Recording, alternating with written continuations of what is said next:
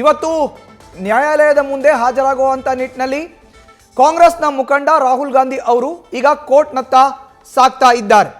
ಬೆಂಗಳೂರಿನ ಅಂತಾರಾಷ್ಟ್ರೀಯ ವಿಮಾನ ನಿಲ್ದಾಣಕ್ಕೆ ಆಗಮಿಸಿದಂಥ ರಾಹುಲ್ ಗಾಂಧಿ ಅವ್ರನ್ನ ಸಿಎಂ ಸಿದ್ದರಾಮಯ್ಯನವರು ಬರಮಾಡಿಕೊಂಡ್ರು. ಅದಾದ ಬಳಿಕ ಹೋಟೆಲ್ಗೆ ತೆರಳಿ ಅಲ್ಲಿ ಬೆಳಗಿನ ಫಲಹಾರವನ್ನು ಸೇವಿಸಿ ಅದಾದ ಬಳಿಕ ನೇರವಾಗಿ ಕೋರ್ಟ್ನತ್ತ ಈಗ ರಾಹುಲ್ ಗಾಂಧಿ ಅವರ ಆಗಮನ ಆಗ್ತಾ ಇದೆ. ಆ ನೇರ ದೃಶ್ಯಾವಳಿಗಳನ್ನು ನೋಡ್ತಾ ಇದ್ದೀರಿ. ಕೋರ್ಟ್ನ ಮುಂಭಾಗ ರಾಹುಲ್ ಗಾಂಧಿ ಆಗಮನದ ಹಿನ್ನೆಲೆಯಲ್ಲಿ ಬಿಗಿಯಾದಂಥ ಪೊಲೀಸ್ ಬಂದೋಬಸ್ತನ್ನು ನಿಯೋಜನೆ ಮಾಡಲಾಗಿದೆ. ಬ್ಯಾರಿಕೇಡ್ನ ಅಳವಡಿಕೆ ಮಾಡಿ ನೇರವಾಗಿ ಕೋರ್ಟ್ ಮುಂದೆ ರಾಹುಲ್ ಗಾಂಧಿ ಅವರು ಬರುವಂಥ ಜಾಗ ಏನಿದೆ ಯಾವುದೇ ಅಡೆತಡೆಗಳ ಆಗದ ರೀತಿಯಲ್ಲಿ ಬಿಗಿಯಾದಂಥ ಪೊಲೀಸ್ ಬಂದೋಬಸ್ತನ್ನು ನಿಯೋಜನೆ ಮಾಡಲಾಗಿದೆ. ಈಗಷ್ಟೇ ಅವರು ಖಾಸಗಿ ಹೋಟೆಲ್ನಿಂದ ನೇರವಾಗಿ ಕೋರ್ಟ್ನತ್ತ ಆಗಮಿಸಿದ್ದಾರೆ. ಇಂದು ನ್ಯಾಯಾಲಯದ ಮುಂದೆ ರಾಹುಲ್ ಗಾಂಧಿ ಅವರು ಉಪಸ್ಥಿತರಿರ್ತಾರೆ, ಹಾಜರಾಗ್ತಾರೆ. ಅವರ ವಿರುದ್ಧ ಏನು ಪ್ರಕರಣ ದಾಖಲಾಗಿದೆ ಈ ವಿಚಾರಕ್ಕೆ ಸಂಬಂಧಪಟ್ಟಂತೆ ಅವರು ನ್ಯಾಯಾಧೀಶರ ಮುಂದೆ ಖುದ್ದು ಹಾಜರಿರ್ತಾರೆ, ಉಪಸ್ಥಿತರಿರ್ತಾರೆ. ಇನ್ನು ವಾದ ಪ್ರತಿವಾದದ ನಂತರ ನ್ಯಾಯಾಧೀಶರು ಒಂದು ಜಡ್ಜ್ಮೆಂಟನ್ನು ಕೂಡ ಕೊಡ್ತಾರೆ. ನ್ಯಾಯಾಲಯದ ಮುಂದೆ ಹಾಜರಾಗುವಂಥ ನಿಟ್ಟಿನಲ್ಲಿ ಇವತ್ತು ಬೆಂಗಳೂರಿನ ಕೆಂಪೇಗೌಡ ಅಂತಾರಾಷ್ಟ್ರೀಯ ವಿಮಾನ ನಿಲ್ದಾಣಕ್ಕೆ ರಾಹುಲ್ ಗಾಂಧಿ ಅವರ ಆಗಮನ ಆಯಿತು. ಆ ಒಂದು ಸಂದರ್ಭದಲ್ಲಿ ಮುಖ್ಯಮಂತ್ರಿ ಸಿದ್ದರಾಮಯ್ಯನವರು ರಾಹುಲ್ ಗಾಂಧಿ ಅವ್ರನ್ನ ಬರಮಾಡಿಕೊಂಡ್ರು. ಆದ ಬಳಿಕ ಖಾಸಗಿ ಹೋಟೆಲ್ಗೆ ತೆರಳಿ ಫಲಹಾರವನ್ನು ಸೇವಿಸಿ ಅಲ್ಲಿಂದ ನೇರವಾಗಿ ಈಗ ಕೋರ್ಟ್ನತ್ತ ರಾಹುಲ್ ಗಾಂಧಿ ಅವರ ಆಗಮನ ಆಗಿದೆ. ಅದರ ನೇರ ದೃಶ್ಯಾವಳಿಗಳನ್ನು ನ್ಯೂಸ್ ಫಸ್ಟ್ನ ಸ್ಕ್ರೀನ್ ಮೇಲ್ಗಡೆ ನೋಡ್ತಾ ಇದ್ದೀರಿ. ಖುದ್ದು ಮುಖ್ಯಮಂತ್ರಿ ಮತ್ತು ಉಪಮುಖ್ಯಮಂತ್ರಿಗಳು ಕೂಡ ಕೋರ್ಟ್ ಮುಂದೆ ಹಾಜರಾಗಿದ್ದರು. ಅವರಿಬ್ಬರಿಗೂ ಕೂಡ ಈಗ ಜಾಮೀನನ್ನು ಮಂಜೂರು ಮಾಡಲಾಗಿದೆ. ಈಗ ಈ ಪ್ರಕರಣದಲ್ಲಿ ಅವರಿಬ್ಬರೂ ಕೂಡ ಜಾಮೀನಿನ ಮೇಲೆ ಹೊರಗಡೆ ಇದ್ದಾರೆ. ನ್ಯಾಯಾಲಯದತ್ತ ರಾಹುಲ್ ಗಾಂಧಿ ಅವರ ಆಗಮನ ಆಗ್ತಾ ಇದೆ. ನೋಡ್ತಾ ಇದ್ದೀವಿ ದೃಶ್ಯಾವಳಿಗಳಲ್ಲಿ ಖಾಸಗಿ ಹೋಟೆಲ್ನಿಂದ ರಾಹುಲ್ ಗಾಂಧಿ ಅವರು 42ನೇ ACMMA ಕೋರ್ಟ್ಗೆ ಹಾಜರಾಗಬೇಕು. ದೃಶ್ಯಾವಳಿಗಳಲ್ಲಿ ನೋಡ್ತಾ ಇದ್ದೀವಿ ರಾಹುಲ್ ಗಾಂಧಿ ಅವರ ಆಗಮನ ಆಗ್ತಾ ಇದೆ. ಮೊದಲಿಗೆ ಅವರು ಕೆಂಪೇಗೌಡ ಅಂತಾರಾಷ್ಟ್ರೀಯ ವಿಮಾನ ನಿಲ್ದಾಣದಿಂದ ಬೆಂಗಳೂರಿನ ಖಾಸಗಿ ಹೋಟೆಲ್ಗೆ ಆಗಮಿಸಿದ್ರು. ಅದಾದ ಬಳಿಕ ಕೋರ್ಟ್ ವಿಚಾರಣೆಗೆ ಹಾಜರಾಗೋ ಅಂತ ಹಿನ್ನೆಲೆಯಲ್ಲಿ ಈಗ ಖಾಸಗಿ ಹೋಟೆಲ್ನಿಂದ ಕೋರ್ಟ್ನತ್ತ ಹೊರಟಿದ್ದಾರೆ. ಬೆಂಗಳೂರಿನ ವಿಶೇಷ ಜನಪ್ರತಿನಿಧಿಗಳ ನ್ಯಾಯಾಲಯದಲ್ಲಿ ಅವರು ಇವತ್ತು ಉಪಸ್ಥಿತರು ಇರ್ತಾರೆ.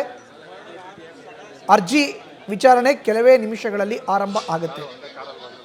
ಕೆಲವೇ ನಿಮಿಷಗಳಲ್ಲಿ ಕೋರ್ಟ್ಗೆ ಕೂಡ ರಾಹುಲ್ ಗಾಂಧಿ ಅವರು ಹಾಜರಾಗಿ ತಮ್ಮ ವಿರುದ್ಧ ದಾಖಲಾಗಿರುವಂಥ ಪ್ರಕರಣದಲ್ಲಿ ವಿಚಾರಣೆಗೆ ವಾದ ಮತ್ತು ಪ್ರತಿವಾದ ನಡೆಯುತ್ತೆ. ಆದ ಬಳಿಕ ನ್ಯಾಯಾಧೀಶರು ಏನು ತೀರ್ಪನ್ನು ಕೊಡ್ತಾರೆ ನೋಡಬೇಕಾಗುತ್ತೆ. ಕಳೆದ 4-5 ದಿನಗಳ ಹಿಂದೆ ಖುದ್ದು ಮುಖ್ಯಮಂತ್ರಿ ಮತ್ತು ಉಪಮುಖ್ಯಮಂತ್ರಿಗಳು ಕೂಡ ಇದೇ ಪ್ರಕರಣದಲ್ಲಿ ಅವರ ವಿರುದ್ಧ ದಾಖಲಾದಂಥ ಪ್ರಕರಣದಲ್ಲಿ ಕೋರ್ಟ್ ಮುಂದೆ ಹಾಜರಿದ್ದರು. ಅವರಿಗೆ ಜಾಮೀನನ್ನು ಮಂಜೂರು ಮಾಡಲಾಗಿದೆ. ಈಗ ರಾಹುಲ್ ಗಾಂಧಿ ಅವರ ಸರದಿ. ರಾಹುಲ್ ಗಾಂಧಿ ಅವರು ಖುದ್ದು ಹಾಜರಿರಬೇಕು ಅಂತ ಕೋರ್ಟೇ ಸೂಚಿಸಿದಂಥ ಹಿನ್ನೆಲೆಯಲ್ಲಿ ಕೋರ್ಟ್ ಸೂಚನೆ ಮೇರೆಗೆ ರಾಹುಲ್ ಗಾಂಧಿ ಅವರ ಆಗಮನ ಆಗಿದೆ. ಈಗಷ್ಟೇ ದೃಶ್ಯಾವಳಿಗಳಲ್ಲಿ ನೋಡ್ತಾ ಇದ್ದೀವಿ. ಅವರು ಬೆಂಗಳೂರಿನ ವಿಶೇಷ ಜನಪ್ರತಿನಿಧಿಗಳ ನ್ಯಾಯಾಲಯಕ್ಕೆ ಹಾಜರಾಗಿದ್ದಾರೆ. ಅದರ ನೇರ ದೃಶ್ಯಾವಳಿಗಳನ್ನು ನೋಡ್ತಾ ಇದ್ದೀರಿ. ಮೈಸೂರು ಬ್ಯಾಂಕ್ ಸರ್ಕಲ್ನಲ್ಲಿ ಇರುವಂಥ ಜನಪ್ರತಿನಿಧಿಗಳ ವಿಶೇಷ ನ್ಯಾಯಾಲಯಕ್ಕೆ ರಾಹುಲ್ ಗಾಂಧಿ ಅವರ ಆಗಮನ ಆಗಿದೆ. ಬೆಂಗಾವಲು ವಾಹನದ ಜೊತೆಯಲ್ಲಿ, ಬೆಂಗಾವಲಿನ ಪಡೆಯ ಜೊತೆಯಲ್ಲಿ ರಾಹುಲ್ ಗಾಂಧಿ ಅವರ ಆಗಮನ ಆಗಿದೆ. ಖಾಸಗಿ ಹೋಟೆಲ್ನಿಂದ ಕೋರ್ಟ್ನತ್ತ, ನ್ಯಾಯಾಲಯದತ್ತ ರಾಹುಲ್ ಗಾಂಧಿ ಅವರ ಒಂದು ಪ್ರಯಾಣ ಸಾಗಿತ್ತು. ಈಗಷ್ಟೇ ಅವರು ಕೋರ್ಟ್ನ ಒಳಗಡೆ ಹೋಗ್ತಾ ಇದ್ದಾರೆ ಎಂಬ ಮಾಹಿತಿ ಸಿಗ್ತಾ ಇದೆ. ನ್ಯಾಯಾಲಯಕ್ಕೆ ಆಗಮಿಸಿದ್ದಾರೆ ರಾಹುಲ್ ಗಾಂಧಿ ಅವರು. ಬೆಂಗಳೂರಿನ ಜನಪ್ರತಿನಿಧಿಗಳ ವಿಶೇಷ ನ್ಯಾಯಾಲಯಕ್ಕೆ ಹಾಜರಾಗಿದ್ದಾರೆ ರಾಹುಲ್ ಗಾಂಧಿ. ಕೆಲವೇ ನಿಮಿಷಗಳಲ್ಲಿ ಅವರ ಅರ್ಜಿ ವಿಚಾರಣೆ ಕೂಡ ಆರಂಭ ಆಗುತ್ತೆ. 42ನೇ ACMM ಕೋರ್ಟ್ಗೆ ರಾಹುಲ್ ಗಾಂಧಿ ಅವರು ಹಾಜರಾಗೋರು ಇದ್ದಾರೆ. 42ನೇ ACMM ನ್ಯಾಯಾಧೀಶರ ಮುಂದೆ ರಾಹುಲ್ ಗಾಂಧಿ ಅವರು ಕಟಕಟೆಯಲ್ಲಿ ನಿಂತು ಪ್ರಕರಣವನ್ನು ಎದುರಿಸ್ತಾರೆ. ಅರ್ಜಿ ವಿಚಾರಣೆ ಆರಂಭ ಆಗುತ್ತೆ. ಅವ್ರಿಗೆ KPCC ಕರ್ನಾಟಕ ಪ್ರದೇಶ್ ಕಾಂಗ್ರೆಸ್ ಕಮಿಟಿಯ ರಾಜ್ಯ ಉಸ್ತುವಾರಿ ಆಗಿರುವಂಥ ರಣದೀಪ್ ಸಿಂಗ್ ಸುರ್ಜೇವಾಲಾ, ವಿಧಾನ ಪರಿಷತ್ನ ಸದಸ್ಯ ಕೆ ಗೋವಿಂದರಾಜ್, ಜೊತೆಗೆ ಸಚಿವ MB ಪಾಟೀಲ್ ಅವರು ಕೂಡ ಸಾಥನ್ನು ಕೊಟ್ಟಿದ್ದಾರೆ. ಹೆಚ್ಚಿನ ಮಾಹಿತಿಯನ್ನು ನೀಡ್ತಾರೆ ನಮ್ಮ ಪ್ರತಿನಿಧಿ ಚಂದ್ರಶೇಖರ್. ಈಗ ದೂರವಾಣಿ ಸಂಪರ್ಕದಲ್ಲಿ ಇದ್ದಾರೆ. ಚಂದ್ರಶೇಖರ್, ನಾವೀಗಾಗಲೇ ದೃಶ್ಯಾವಳಿಗಳಲ್ಲಿ ನೋಡ್ತಾ ಇದ್ದೀವಿ. ರಾಹುಲ್ ಗಾಂಧಿ ಅವರ ಆಗಮನ ಆಗಿದೆ. ಅವರು ಕೋರ್ಟ್ ಹಾಲ್ ಒಳಗಡೆ ಹೋಗಿದ್ದಾರೆ. ಯಾವಾಗ ಅರ್ಜಿ ವಿಚಾರಣೆ ಆರಂಭ ಆಗುತ್ತೆ, ಏನು ಸಿಗ್ತಾ ಇದೆ ಮಾಹಿತಿ ಚಂದ್ರು? ಖಂಡಿತವಾಗಿ ಮಧು, ಏನು ಮೊದಲನೇ ಪ್ರಕರಣವೇ ಈ ಒಂದು ಪ್ರಕರಣವನ್ನ ಈಗಾಗಲೇ ತೆಗೆದುಕೊಂಡಿರುವಂತಹ ಸಾಧ್ಯತೆ ಇರುವಂತಹದ್ದು. ಈ ಹಿನ್ನೆಲೆಯಲ್ಲೇ ರಾಹುಲ್ ಗಾಂಧಿ ಅವರು ಕರೆಕ್ಟ್ ಆಗಿ 10:30 ಸುಮಾರಿಗೆ ಈಗ ಹಾಜರಾಗಿರುವಂತಹದ್ದು. ಇನ್ನು 11 ಗಂಟೆಗೆ ಕೋರ್ಟ್ ಶುರುವಾಗಲಿದೆ. 11 ಗಂಟೆಗೆ ಜಡ್ಜ್ ಬಂದ ತಕ್ಷಣವೇ ಈ ಒಂದು ಪ್ರಕರಣ ವಿಚಾರಣೆ ಶುರುವಾಗುತ್ತೆ ಅನ್ನುವಂತಹ ಒಂದು ಮಾಹಿತಿ ಹಿನ್ನೆಲೆಯಲ್ಲಿ ಈಗ ರಾಹುಲ್ ಗಾಂಧಿ ಅವರು ಕೂಡ ಜೊತೆಗೆ ರಾಹುಲ್ ಗಾಂಧಿ ಅವರಿಗೆ ಈಗಾಗಲೇ ಕ್ಯಾಬಿನೆಟ್ ಸಚಿವರು ಮತ್ತೆ ಸಿಎಂ DK ಕೂಡ ಸಾಥ್ ನೀಡಿರುವಂತಹದ್ದು, ಅನೇಕ ಕಾರ್ಯಕರ್ತರು ಕೂಡ